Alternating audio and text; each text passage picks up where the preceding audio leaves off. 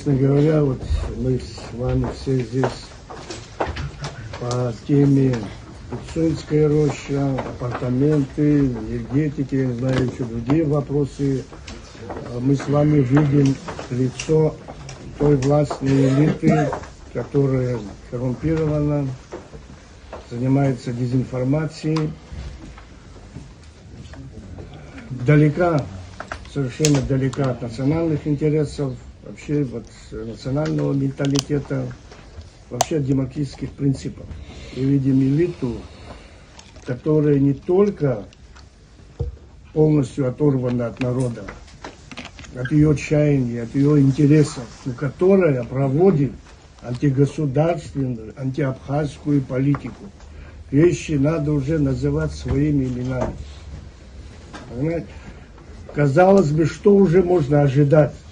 А нет, они нам еще раз доказывают, что они способны еще хуже что-то предложить.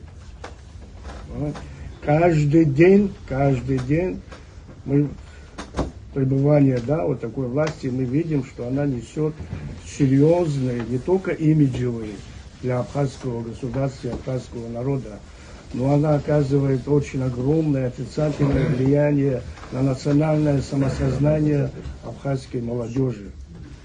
Очень огромное. То есть мы с вами испытываем испанский стыд при любом появлении нашего избранного президента.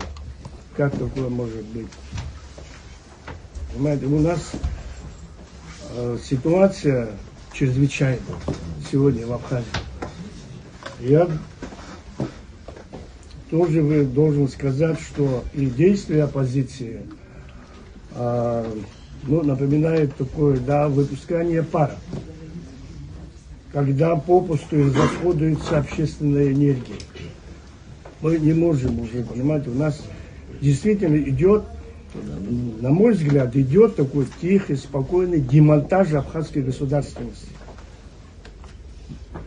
и обесценивание вековой абхазской национальной освободительной борьбы. Мы не можем этого допустить. У нас есть все легитимные формы, у нас есть Конституция, в рамках Конституции, в рамках законодательства мы должны сказать не просто свое мнение, мы должны остановить демонтаж абхазской государственности. Я думаю, что, исходя из чрезвычайной ситуации, надо принимать чрезвычайные меры. Я думаю, что мы сегодня даже должны начать создание чрезвычайного органа, комитета, который бы занялся организацией съезда представителей абхазского народа. Нам нужен съезд полномочных представителей абхазского народа, не только представителей определенных групп и так далее, общенационального съезда с представителями властных структур, оппозиционных структур, всех общественных сил, всех людей, граждан Республики Абхазия, в принципе, кто хочет завтра здесь жить.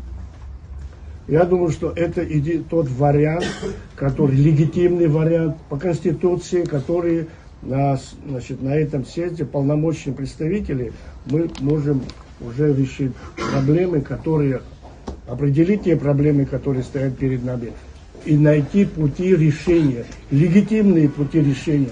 Потому что если мы так пропустим, так будем идти, то неизбежны определенные эксцессы, которые нанесут огромный ущерб нашему государству.